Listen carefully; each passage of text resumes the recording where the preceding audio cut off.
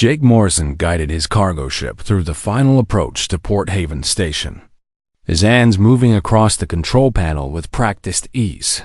The station hung in the darkness of space like a massive wheel, its lights blinking in patterns that welcomed traders from across the galaxy. Jake had been making this run for 3 years now, ever since he left Earth's military and decided that hauling cargo was safer than fighting wars. The docking computer chirped as it received clearance, and Jake let the autopilot take over for the final connection. Port Haven was one of those places where rules mattered less than credits.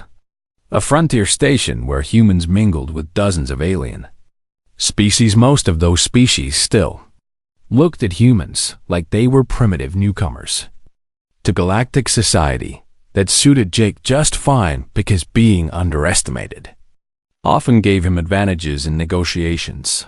The docking clamps secured his ship with a metallic clang that echoed through the hull. Jake checked his manifest one more time before heading down to the cargo bay. He needed to pick up supplies, maybe grab a decent meal that wasn't freeze-dried, and then get back on his route. Simple and profitable, just the way he liked it. The station's main corridor buzzed with activity as Jake stepped through the airlock. Tall insectoid Thraney merchants haggled with stocky Dravian traders, while slim Velcaran diplomats glided past in their flowing robes. Humans were still rare enough here that a few aliens turned to look at him with multiple sets of eyes. Jake ignored the attention and headed toward the supply district, his boots clanging on the metal deck plates. That was when he noticed the commotion near the lower market entrance. A hooded figure stumbled through the crowd, moving with desperate urgency. Behind her came 4 armed guards wearing the distinctive silver and black armor of the Vulcaran Empire. The guards pushed through the crowd without care, their weapons drawn and ready. Something about the way the hooded figure moved caught Jake's attention. There was fear there, real terror, not the usual panic of a thief or smuggler. The figure glanced back, and Jake saw a flash of pale blue skin and wide amber eyes before she darted into a narrow service alley. The guards followed without hesitation. Jake knew he should mind his own business because getting involved in alien politics never ended well, but his feet were already moving toward the alley. Drawn by some instinct he couldn't quite name, the alley was dark and cramped, filled with the hum of ventilation systems and the drip of condensation from overhead pipes. Jake heard voices ahead, sharp and commanding in the Vulcaran language. He moved closer. Staying in the shadows, the hooded figure had backed into a dead end, trapped between cargo containers and the smooth station wall. The guards had their weapons raised, speaking in rapid Vulcaran that Jake's translator implant struggled to follow. Then the figure spoke in perfect galactic common, her voice steady despite the obvious fear. "I am Princess Syrah of House Vulcaran, and I invoke the ancient right of sanctuary." One of the guards laughed, a harsh sound that echoed off the metal walls. "There is no sanctuary for traitors, girl. Your uncle is emperor now, and he wants you brought back alive." "My uncle murdered my parents and seized the throne through treachery," Syrah said, pushing back her hood to reveal elegant features marked with bruises and exhaustion. "The Galactic Council will never recognize his rule." "The Council has already declared this an internal matter," another guard said, moving closer. "No one is coming to save you." Jake stepped out of the shadows, his hand resting on the plasma pistol at his hip. "I wouldn't say no one." All 4 guards turned to look at him, their expressions shifting from surprise to contempt when they saw he was human. "This doesn't concern you." "Primitive," the lead guard said. "Walk away while you still can." She asked for sanctuary. Jake said calmly, "Where I come from, we don't ignore that kind of request." The guards exchanged glances, clearly amused by the human's audacity. "You're outnumbered and outgunned," the lead guard said. "We serve the Vulcaran Empire and have full authority to retrieve Imperial property." "She's not property," Jake said, his voice hardening. "She's a person asking for help." Syrah stared at him with those wide amber eyes. clearly shocked that this stranger was defending her. "Please," she said quietly. "I have nowhere else to turn. The Empire hunts me across every world and station." Jake studied her for a moment. Seeing the genuine desperation in her face, he knew helping her meant making enemies of one of the galaxy's major powers. His ship wasn't built for combat, and he had no backup but looking at this young woman, cornered and terrified. He couldn't just walk away. "My ship is in docking bay 12, he said to Sarah. "Can you run?" She nodded quickly. Jake's pistol cleared its holster in one smooth motion. Not pointing at anyone yet, but ready. "I'm gonna count to 3, and then we're leaving. Anyone who tries to stop us is going to have a bad day." The guards raised their weapons, clearly not taking the threat seriously. 1. Jake said. The lead guard stepped forward. 2. Sarah moved closer to Jake, gathering her robes. "You don't want to do this." "Human," the guard warned. 3. Jake fired a burst at the overhead pipes, and superheated steam exploded into the alley. The guards stumbled back, shouting in confusion as the corridor filled with white vapor. Jake grabbed Sarah's hand and ran, pulling her back toward the main corridor behind them. He heard the guards recovering and giving chase. "This way," Jake said. Ducking into a maintenance passage that most aliens didn't know existed. Humans were smaller than most species, which meant they could use routes others couldn't. Sarah followed without question, her royal robes hiked up to allow her to run. They emerged 3 corridors away, and Jake keyed his comm unit. "Vagrant, this is Morrison. Prep for emergency departure and unlock all access routes to Bay 12. His ship's computer acknowledged with a soft chime. "Why are you helping me?" Sarah asked as they hurried through the crowded market. "You don't even know me." "Don't need to know you to see someone needs help," Jake said simply. They rounded a corner and nearly ran into a station security patrol. Jake pulled Sarah into a shop selling exotic foods, ducking behind displays of strange fruits through the window. He watched the security officers receive a message on their comm units. Their expressions changed, and they immediately began sealing the corridors. "They've issued a station-wide alert." Jake muttered, "We need to move fast." He led Sarah through a maze of shops and service tunnels, using every trick he'd learned in 3 years of operating on the frontier. Twice more, they narrowly avoided patrols. Finally, they reached the entrance to docking bay 12. Jake could see the vagrant through the windows, his reliable old cargo hauler waiting patiently. But between them and the ship stood 6 more Valkyrian guards, and these ones looked much better equipped. "Jake Morrison," a voice crackled over the bay speakers. "Surrender the princess, and you will be allowed to leave unharmed." Jake looked at Sarah, then at his ship, calculating angles and odds. "What do you say?" "Your Highness," he asked with a slight grin. "Feel like trusting a primitive human one more time?" Sarah's hand found his, her grip surprisingly strong. "Yes," she said. "I do." Jake smiled and drew his pistol again. "Then hold on tight, because this is going to get interesting." Jake fired 3 quick shots at the bay's control panel, and the emergency systems activated with blaring alarms. The beven days the mev and a lyrican lair liorans. Lights shifted to red, and automated fire suppression systems began pumping foam into the docking area. The guards stumbled through the sudden chaos, their sensors overwhelmed by the foam and flashing lights. "Run!" Jake shouted, pulling Sarah toward the vagrant. They sprinted across the bay floor, dodging between cargo containers and maintenance equipment. One guard managed to clear his vision and fired, the energy bolt searing past Jake's shoulder close enough that he felt the heat. Jake returned fire without looking, just trying to keep the guards pinned down. They reached the vagrant's boarding ramp, and Jake slammed his hand on the emergency access panel. The ramp dropped with a hydraulic hiss, and they scrambled aboard. "Vagrant, seal and launch," Jake commanded as he ran for the cockpit. The ship's computer responded immediately. The ramp closing behind them as the main engines began their startup sequence, Sarah collapsed into the co-pilot's seat. Breathing hard. "They'll seal the bay doors," she said. "We'll be trapped. Watch and learn," Jake said, his hands dancing across the controls.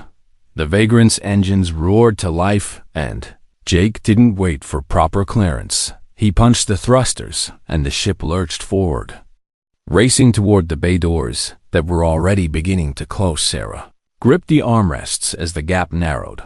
"We're not going to make it. We'll make it," Jake said with absolute confidence. The Vagrant shot through the closing doors with maybe 3 meters to spare on each side. The ship's hull scraped against one edge with a screech of metal on metal.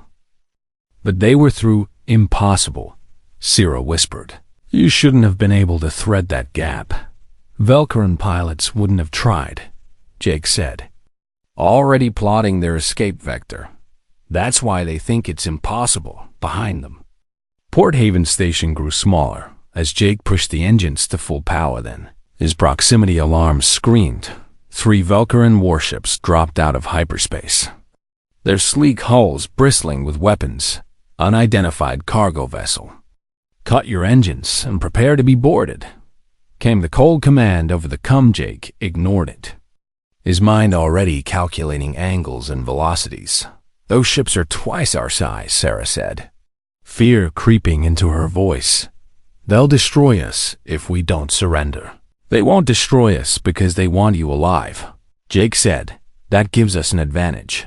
He banked hard toward a nearby asteroid field, a dense cluster of rocks that orbited a dying star. "You're going into the field?" Sarah asked in disbelief. "Standard Velkaran. Navigation protocols forbid entering asteroid fields at high speed." "Good thing I'm not Velkaran," Jake said with a grin. The Vagrant plunged into the field, and Jake's world narrowed to pure instinct and reaction. Asteroids tumbled past them in a deadly dance. Jake wove between them, his hands moving across the controls faster than Sarah could follow. He rolled the ship to slip through a gap barely wider than the hull, then dove under a massive spinning rock behind them. The Velkaran warship slowed, trying to navigate the field with their sophisticated sensor systems and careful calculations.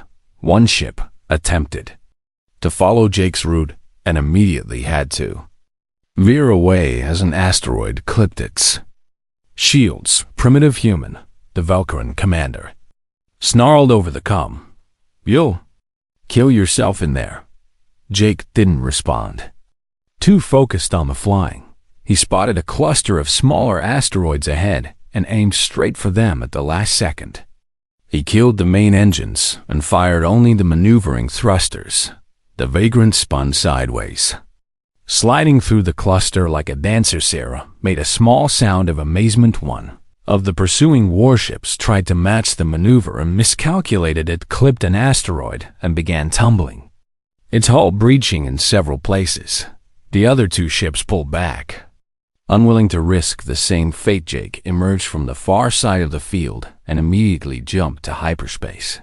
The stars stretched into lines, and then they were away.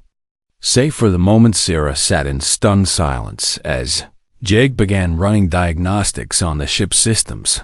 "You flew like no one I've ever seen," she finally said. "Where did you learn to pilot like that?"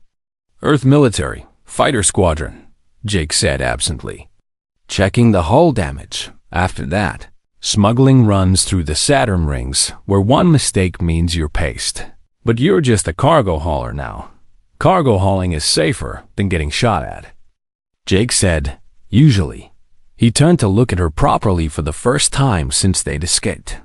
"Speaking of which, Princess, you want to tell me exactly what I just got myself into?" Sarah lowered her eyes. "I am sorry, truly. You risked everything for someone you don't even know." "Already did the risking part," Jake said. "Now I need to know why your own people want you dead." Sarah took a deep breath and began her story. She told him about her father, Emperor Thane, who had ruled with wisdom and compassion for 40 years, about her mother, Empress Lyra, who had worked to bring the Empire's client species into true partnership rather than servitude, about her uncle Viren, her father's younger brother, who had always been jealous of the throne. 3 cycles ago, there was an explosion in the Imperial Palace, Sarah said, her voice hollow. My parents were killed instantly. My uncle claimed it was an accident, but I knew better. Jake listened in silence as she continued. I found evidence in my father's private files. Communications showing Vaoran had been planning the coup for years. But before I could present it to the Council, his forces came for me. Why didn't you go to the Galactic Council right away? Jake asked. I tried. Sarah said bitterly. They declared it an internal Velkarin matter. They said, without proof, they couldn't interfere in Imperial succession. And your uncle controls all the proof now. Yes, Sarah said. He's consolidated power quickly. Too quickly, which means he had help, powerful help. Jake rubbed his face, suddenly feeling very tired. So what's your plan? Where are we going? There's a colony world called Tharsis Prime on the Outer Rim, Sarah said. My mother's sister governs there. If anyone would shelter me, it would be her. And how many jumps away is this planet? 3, Sarah admitted. Through Imperial-controlled space. Jake laughed. A short bark of sound. Of course it is. Why would it be easy? His comm unit chimed and he checked the message. It was from an old military contact, Lisa Chun, who now worked in Earth's diplomatic corps. The message was short and concerning. A bounty had been placed on Sarah's head. 50 million credits for her capture. Every mercenary, bounty hunter, an opportunist in the sector would be looking for them now. Jake showed Sarah the message and watched her face fall. I'd made you a target, she said quietly. I should leave. Find another way. Too late for that, Jake said. Besides, something you said about your uncle bothers me. What? You said he's moving too fast, making big changes. That means whatever he's planning, he needs you gone before he can really start. Sarah nodded slowly. He wants to militarize the Empire. Turn it into a conquering force instead of a stabilizing power. Then stopping him isn't just about you getting your throne back. Jake said, it's about preventing a war that could consume half the galaxy. Yes, Sarah said, but what can we do? We're just 2 people in one small ship. Jake grinned at her. Princess, let me tell you something about humans. We don't need big numbers or fancy technology to make a difference. He pulled up a star chart. Studying the routes to Tharsis Prime, we've got 2 choices. We can go through Imperial space, which is faster but more dangerous. Or we can go through the Crimson Belt. The Crimson Belt? Sarah's eyes widened. That's pirate territory. Even the Empire doesn't patrol there. Exactly, Jake said. Which means your uncle's forces won't expect us to go that way. But the pirates will kill us or sell us to the highest bidder. Maybe. Jake admitted. But pirates I understand. Fanatics loyal to your uncle. Not so much. He set the course for the Crimson Belt. Get some rest, he told Sarah. We've got 8 hours before we reach the first waypoint and you look like you haven't slept in days. Sarah started to protest, but exhaustion won out. Thank you, Jake Morrison, she said softly. I don't know why you chose to help me, but I won't forget it. Jake watched her leave the cockpit and settle into one of the passenger bunks. He turned back to the star chart, studying the route ahead. Behind them, somewhere in hyperspace, Commander Zek received his orders. The Emperor's most elite hunter was now on their trail. Jake didn't know it yet, but the real chase was just beginning. The Crimson Belt earned its name from the reddish dust clouds that filled this region of space. Remnants of a supernova that had exploded millennia ago. Jake guided the vagrant through the haze, his sensors struggling to penetrate the interference. This was exactly the kind of place where pirates thrived. Hidden from the law and from each other. We're approaching the refueling depot, Jake announced as Sarah entered the cockpit. She had slept for 6 hours and looked considerably better. though the worry never left her eyes. "Will it be safe?" she asked. Jake snorted. "Safe is relative out here. But we need fuel and supplies if we're going to make it to Tharsis Prime."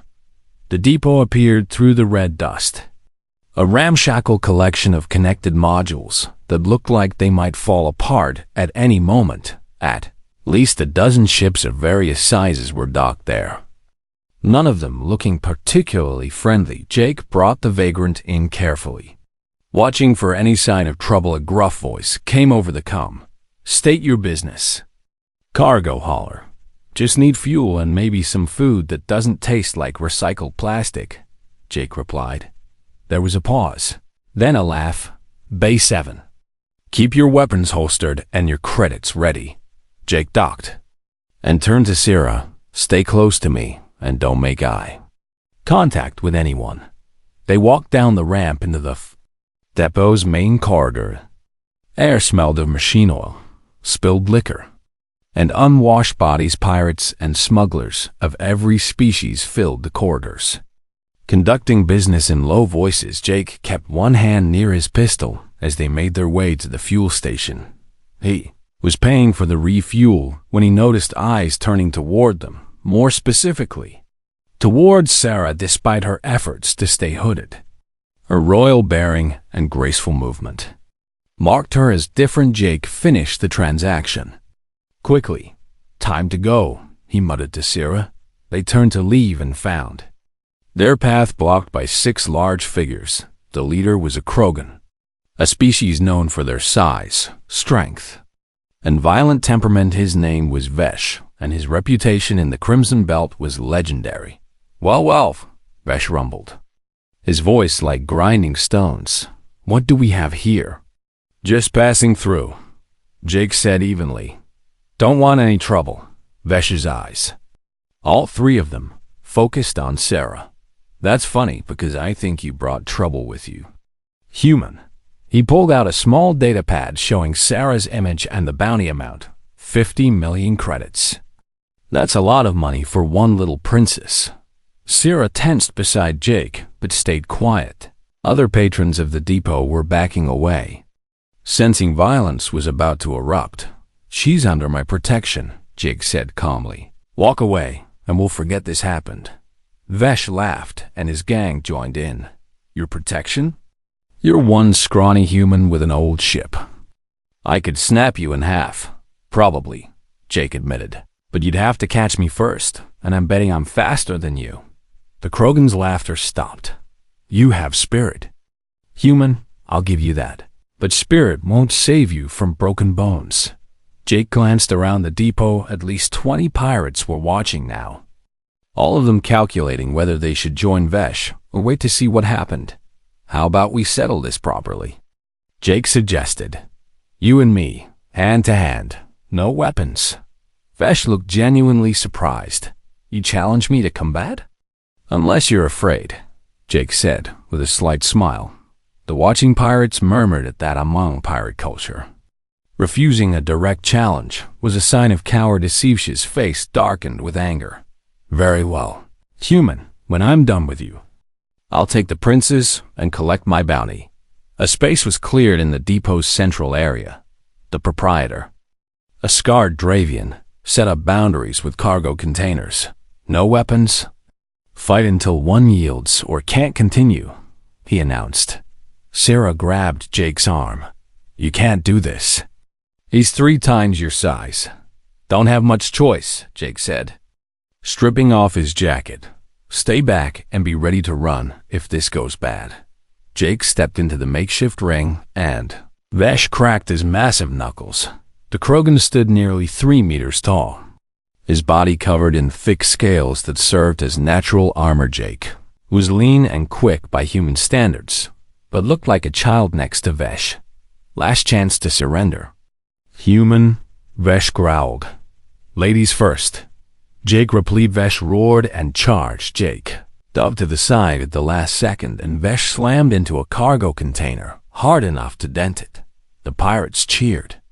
Enjoying the show, Jake didn't wait for Vesh to recover. He moved in and delivered 3 quick strikes to the Krogan side. Targeting the gaps between scales, Vesh barely seemed to notice. He backhanded Jake and sent him flying across the ring. Jake hit the deck hard.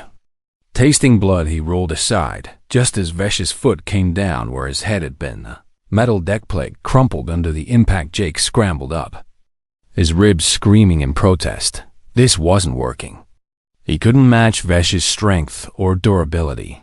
He needed to fight smarter. Vesh charged again, and this time Jake didn't dodge completely. He let the Krogan's momentum carry him forward while Jake grabbed his arm and used his own force against him. Vesh stumbled, but recovered quickly. Clever, the Krogan admitted, but tricks won't save you. They circled each other, and Jake noticed Vesh favoring his left leg. Slightly an old injury, perhaps, or just tired muscles. Jake filed that information away. Vesh lunged, and Jake met him head-on this time. He took a crushing blow to the shoulder, but managed to get inside Vesh's guard. Jake struck at the Krogan's throat, his knee, his eyes, any vulnerable spot he could find. Vesh roared in pain and anger.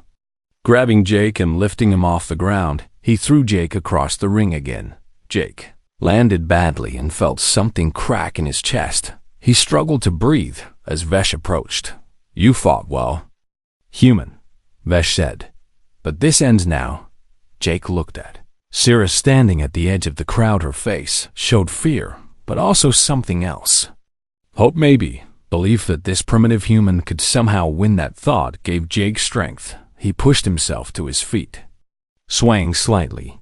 "Not done yet," he wheezed. Vesh looked impressed despite himself. "You should be unconscious." "Most species would be after that throw." "Not most species," Jake said. "Human." He wiped blood from his mouth and smiled. "We don't know when to quit." Jake charged, and Vesh met him again. This time, Jake fought with pure desperation and cunning.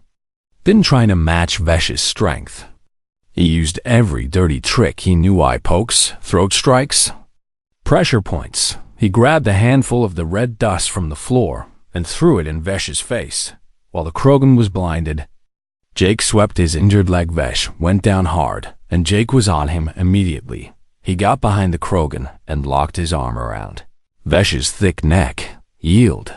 Jake gasped. Vesh struggled, his strength still overwhelming, but Jake held on with everything he had. Tightening his grip, the Krogan's movements became weaker. The crowd had gone silent, watching in disbelief. Finally, Vesh tapped Jake's arm 3 times. The universal signal of submission. Jake released him and collapsed onto the deck. Gasping for air, Vesh lay there for a moment, then slowly sat up. He looked at Jake with what might have been respect. "You fight like a demon, human," he said. "I've never seen anyone refuse to stay down like that." Jake managed a painful laugh. "Earth is a tough planet. Makes tough people." Vesh stood and offered his hand after a moment. Jake took it, and the Krogan pulled him to his feet. "The bounty is yours to keep," Vesh announced to the watching crowd. "Anyone who touches the princess or the human answers to me." The pirates grumbled, but none challenged Vesh's authority. Jake limped over to Syrah, who immediately began checking his injuries. "You're insane," she said, but there were tears in her eyes. "You could have been killed." "But I wasn't," Jake said, wincing as she probed his ribs. "And now we have safe passage through the belt." Vesh approached them, carrying a datapad. "Human, before you go, you should see this." He showed them an intelligence report about Imperial fleet movements. "Your princess's uncle has dispatched Commander Zik to hunt you. He's the best tracker in the Empire." Jake's expression hardened. "Where is he now?" "According to my sources, he's waiting at the next jump point," Vesh said. "He predicted you'd come this way and set a trap." Syrah looked at Jake with fear. "Zek is legendary. His ship is a battle cruiser. We cannot fight him." "Then we don't fight," Jake said. "We outthink him." Vesh studied Jake with those 3 eyes. "You have a plan?" "Working on it," Jake admitted. He turned to Syrah. "How well do you know the jump point near the Helios neutron star?" Her eyes widened. That area is incredibly dangerous. The radiation and gravity fluctuations make it nearly impossible to navigate. Nearly, Jake said with a grin. But not completely, Vesh laughed. A booming sound. You're either brilliant or suicidal, human. Maybe both. He handed Jake another datapad. Detailed scans of the Helios system. Consider it a gift for the entertainment you provided. Jake nodded his thanks. One more thing, Vesh said. Why are you doing this? Risking everything for an alien princess? Jake looked at Sarah, then back at Vesh. Because it's the right thing to do, he said simply. Where I come from. That's reason enough. Vesh shook his head in amazement. Humans. You're all crazy. Probably, Jake agreed. They returned to the Vagrant, and Jake plotted their course. Sarah tended to his injuries. Her touch gentle, despite her noble upbringing. You surprise me constantly, she said. Quietly, your people are considered primitive by galactic standards, yet you show more courage than most so-called civilized species. Maybe that's because we haven't forgotten what it means to fight for something that matters. Jake said. He activated the engines, and they left the depot behind ahead. Of them waited Commander Zek, and the most dangerous part of their journey yet. The Helios neutron star burned in the distance, a dense remnant of a collapsed sun that twisted space itself. With its immense gravity, Jake studied the sensor readings as they approached the jump point. Radiation levels were off. The charts and the gravitational fluctuations created zones where navigation became a nightmare. It was exactly the kind of place where a smart hunter would wait for prey. I'm detecting a ship, Sarah said from the co-pilot station. Imperial signature. Battlecruiser class. Jake nodded grimly. Vesh's intelligence had been accurate. Commander Zek was here. Waiting. The comm system activated, and a cold, precise voice filled the cockpit. Cargo vessel Vagrant. This is Commander Zek of the Imperial Battlecruiser Sovereign. Cut your engines and prepare to be boarded. Jake didn't respond. His eyes scanning the tactical display. The Sovereign was positioned perfectly, blocking the direct route to the jump point. It was 3 times the size of the Vagrant and bristled with enough weapons to vaporize them in seconds. Jake Morrison, Zek continued, clearly having done his research. You have shown remarkable resourcefulness in evading capture thus far. But this ends now. I'm offering you a choice. Surrender Princess Sarah, and you will be allowed to depart with a full pardon and compensation for your troubles. Sarah looked at Jake, her amber eyes wide. You should take it, she said quietly. You've done more than anyone could ask. Save yourself. Jake ignored her and opened a comm channel. Commander Zek. I appreciate the offer, but I'm going to have to decline. There was a pause. Then Zek spoke again, his tone colder. You're being irrational, human. You cannot possibly escape, and fighting will only result in your death. Maybe, Jake said, but where I come from, we don't abandon people who need help. Not for money, and not to save our own skins. Your loyalty is admirable if misguided, Zek replied, but ultimately futile. You have 30 seconds to comply, or I will disable your ship and take the princess by force. Jake killed the comm and turned to Sarah. I need you to trust me one more time. Can you do that? She nodded, though fear showed clearly on her face. What are you planning? Something incredibly stupid, Jake admitted with a grin. He brought up the data Vesh had given him, studying the neutron star's radiation patterns and gravitational fields. The Sovereign was holding position at a safe distance from the star. Exactly as Jake had expected, Valkyrian ships were designed for efficiency and safety, not for taking risks. Human ships, on the other hand, were built by people who routinely did impossible things. Jake plotted a course that made Sarah gasp. You're going to fly directly at the battlecruiser?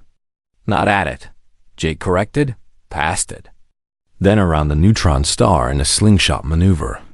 That's suicide, Sarah said. The radiation will fry our systems and the gravity will tear us apart. It would tear apart a Velkaran ship, Jake agreed. But the Vagrant is human-made. We over-engineer everything because we expect things to break. He started diverting power to the shields and structural integrity fields. Plus, I've done this before, well, similar in the Saturn rings. Saturn doesn't have a neutron star. Sierra pointed out. Details. Jake said the 30 seconds expired and that Sovereign's weapons powered up. Jake didn't wait for them to fire. He punched the engines to maximum, and the Vagrant shot forward. Zek clearly hadn't expected such an aggressive move. The battle cruiser's first volley missed as Jake jinked the ship sideways. Impossible, came Zek's voice over the COMM. No pilot can react that quickly. Jake didn't bother responding. Too focused on flying, he wove through the Sovereign's weapons fire, using every bit of speed and maneuverability the Vagrant possessed. The battlecruiser tried to match his movements, but it was too large. Too slow. Jake flew under the Sovereign's hull, close enough that Sarah could see the details of its armor plating. Then he aimed straight for the neutron star. Jake, Sarah said, her voice tight with fear. The radiation levels are critical. I know. Jake said, hold on. They plunged into the neutron star's influence zone, and immediately the ship began to shake. Alarms screamed as radiation flooded the hull. The gravity field pulled at them, trying to drag them into the star's crushing embrace. Jake fought the controls, using the gravity as much as fighting against it behind them. The Sovereign attempted to follow. Commander, the radiation is too intense, came a voice on the open channel. We must pull back. Continue pursuit. Zek ordered. The human cannot survive this. We only need to wait for his ship to fail. But the Vagrant wasn't failing. Jake had routed power through redundant systems, using backups for the backups. The ship groaned and protested, but held together. Sarah watched in amazement as Jake flew by instinct as much as by instruments, seemed to feel where the gravity wells were, sensing the currents of space like a sailor reading the wind. The Sovereign tried to match their course and immediately ran into trouble. Its sophisticated sensors were blinded by the radiation. Its precise calculations were thrown off by the gravitational chaos. One of its weapon arrays exploded as the radiation overloaded the power conduits. All ships, pull back, Zek commanded, anger clear in his voice. We cannot follow them through this.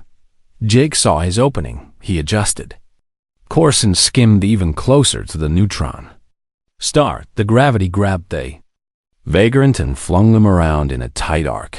The acceleration pushed both Jake and Sarah back into their seats. The ship's hull temperature spiked dangerously high, and then they were through, shooting out the other side of the gravity well at incredible speed. Jake immediately adjusted course for the jump point behind them. The Sovereign was struggling to extract itself from the neutron star's pull. It had ventured too far in trying to catch them, and now paid the price. Damage report.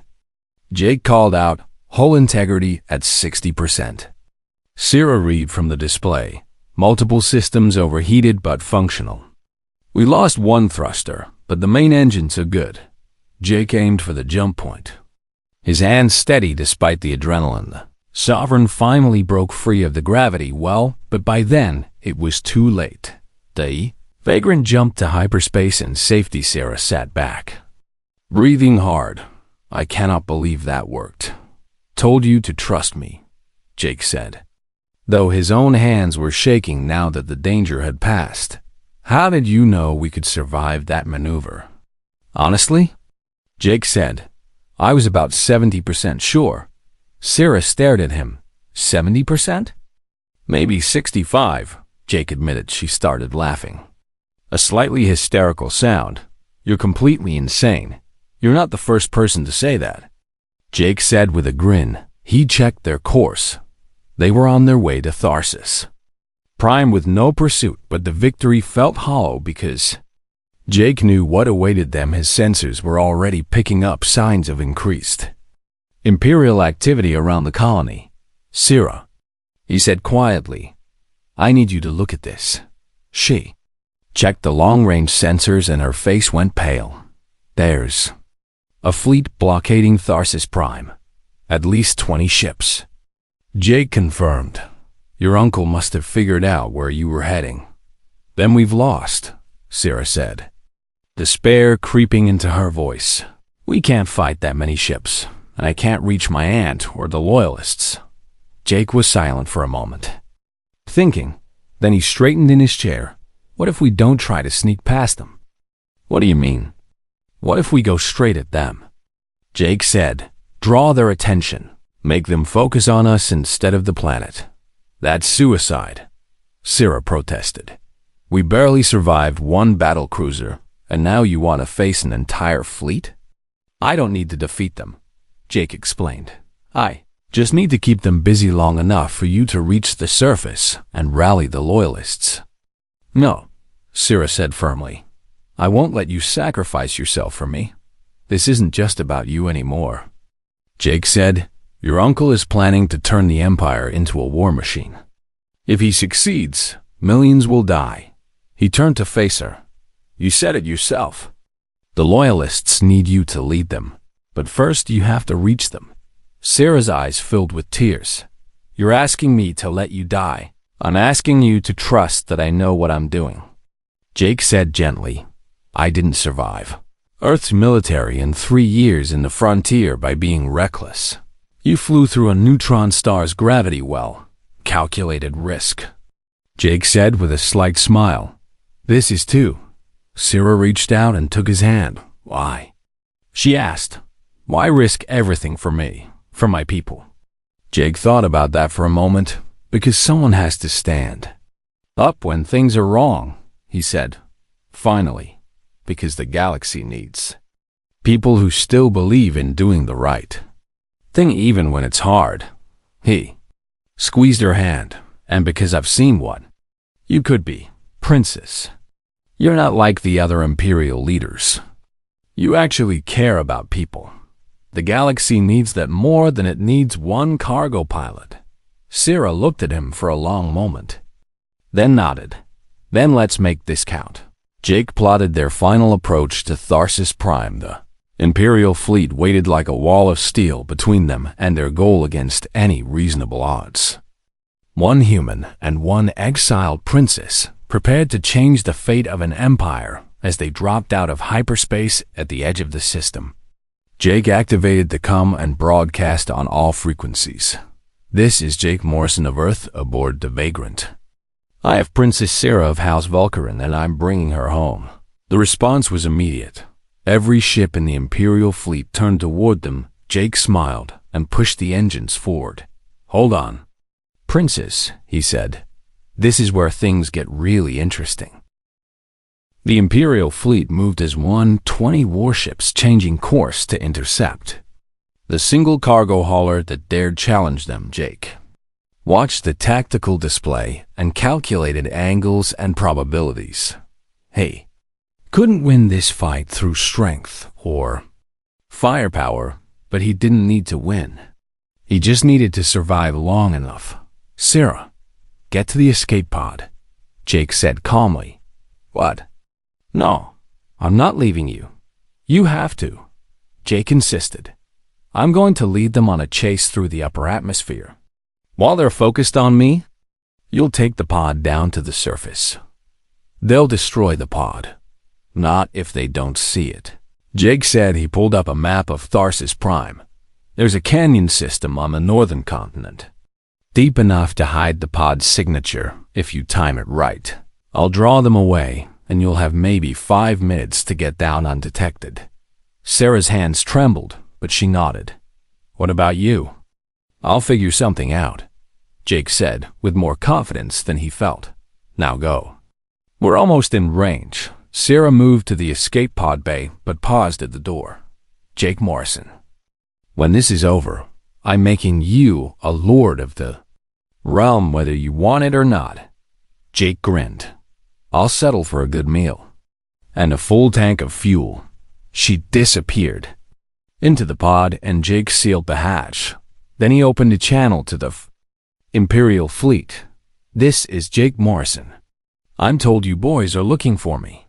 The response came from the flagship, a massive dreadnought that dwarfed every other ship. "Surrender the princess immediately, and you will be granted a quick death. How about this instead?" Jake said, "Come and get her."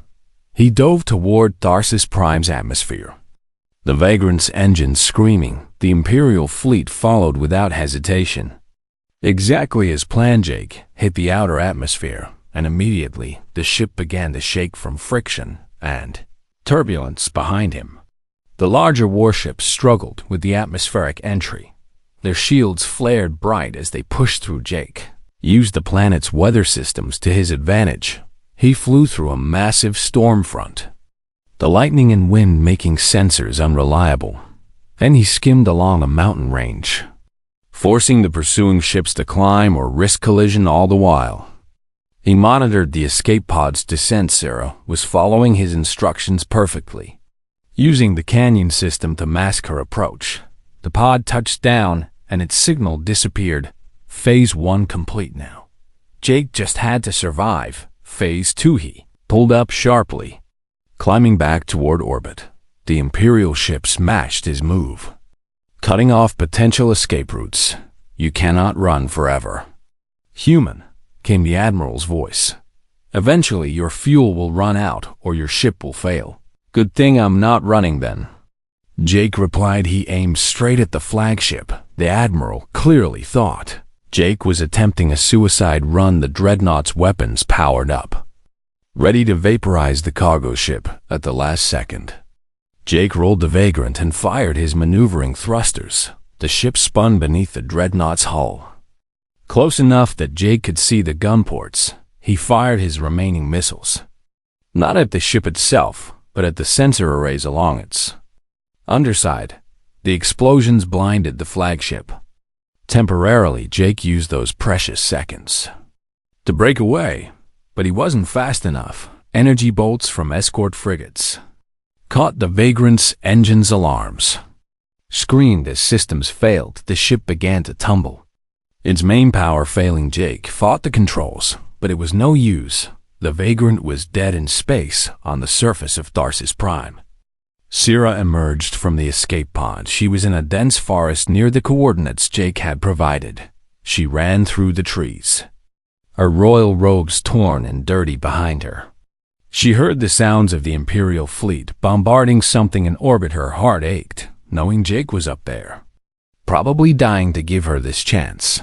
She couldn't let his sacrifice be meaningless. Sarah reached a clearing and found what she was looking for: a hidden bunker, camouflaged to look like a natural rock formation. She entered the access code her aunt had given her years ago. The door opened and she descended into a command center filled with armed soldiers. They turned at her entrance, weapons raised, and someone shouted, "Princess Sarah." General Kane pushed through the crowd. He was her mother's most trusted military advisor, presumed dead in the coup. "Your Highness, we thought you were lost." "Not yet," Sarah said, "but I will be if we don't act now." She explained everything: her uncle's betrayal, her flight across the galaxy, and Jake's desperate gambit to get her here. "We have to broadcast the truth," she said. "Show the Empire what Viren has done." Kane hesitated. "Princess, we're barely holding this position. The Imperial fleet has us pinned.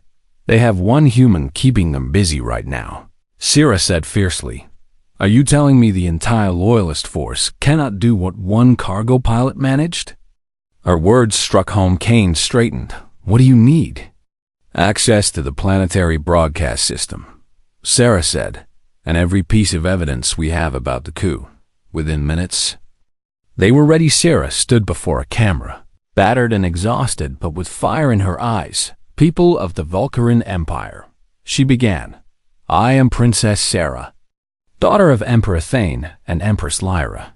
3 cycles ago, my parents were murdered by my uncle Viorin in a plot to seize power.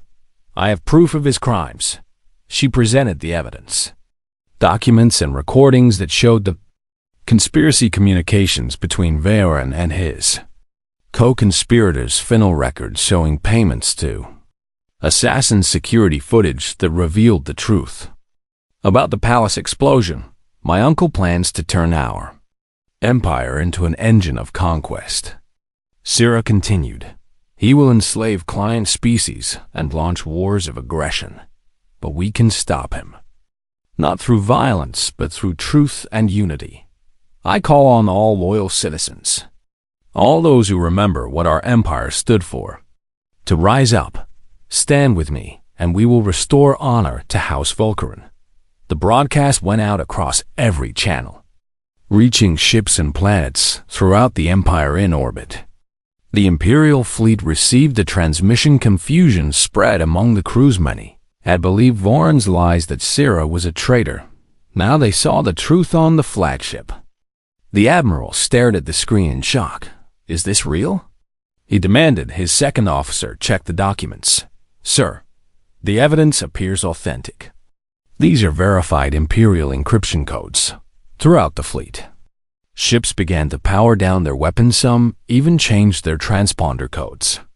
Declaring for the Loyalists, the Admiral made a decision. All ships, cease fire and hold position. I want independent verification of these claims before we continue. Jake Morrison floated in the crippled Vagrant, his emergency life support barely functioning. I'd watched Sarah's broadcast on his flickering display. A smile crossed his battered face. That's my girl, he whispered. Then his sensors detected something. Ships were approaching, but they weren't firing. They were Loyalist vessels that had broken from the Imperial fleet. The lead ship opened a channel. Human vessel Vagrant. This is Captain Lin of the Defiant. We're here to help. Jake laughed, the sound turning into a cough. I could use a tow and maybe a medic. They brought him aboard the Defiant and treated his injuries through the ship's windows. Jake watched as more vessels declared for Syrah. The tide was turning on Tharsis Prime. Syrah stood in the command center as reports flooded in across the Empire. Loyalists were rising up. Military units were refusing Voran's orders. Entire star systems were declaring for her. General Kane approached with a grim smile. Princess, we're receiving word that Voran has fled the capital. His regime is collapsing. Syrah closed her eyes in relief. Then she opened them with determination. Prepare a ship. I need to address the Empire from the capital, and I need Jake Morrison found and brought to me immediately. 3 days later, Syrah stood in the Imperial throne room. The ornate chamber had been restored after Voran's hasty departure. Loyalist forces controlled the capital and most of the Empire. Her uncle was in hiding. His supporters scattered the Galactic Council, embarrassed by their earlier refusal to help, had formally recognized her as the rightful empress. But Syrah didn't care about any of that at the moment. She watched as Jake limped into the throne room. Supported by a medical brace, he looked terrible. Bruised and bandaged, but alive. You came, she said, relief flooding through her. You told me I was getting a meal and fuel, Jake said with a weak grin. I'm here to collect. Syrah laughed and came down from the throne. She had prepared a grand ceremony, titles and honors befitting the human who saved her. But looking at Jake, she realized he didn't want any of that. Thank you, she said simply, taking his hands for everything. You did the hard part. Jake said, I just got you here. You sacrificed your ship and nearly your life. Ship can be fixed. Jake said, already got your engineers working on it. Syrah shook her head in amazement. Most people would ask for wealth. Power? A fleet of ships? I'm not most people. Jake said, I'm just a cargo hauler who did what needed doing. No, Syrah said firmly. You're the human who reminded an entire empire what honor means. She gestured to the vying, assembled crowd of nobles and military officers. You showed us that technology and power mean nothing without the courage to stand for what's right. She turned to General King. Issue an imperial decree. Jake Morrison of Earth is hereby named a friend of the realm. He and all humans are granted safe passage through Vulcaran space and the friendship of our empire. The crowd erupted in applause. Jake looked uncomfortable with the attention. Really? The ship repairs and fuel would have been enough. Syrah smiled. The galaxy is changing, Jake Morrison. Species that ignored humanity now want to know what makes you different. What makes you willing to risk everything for strangers?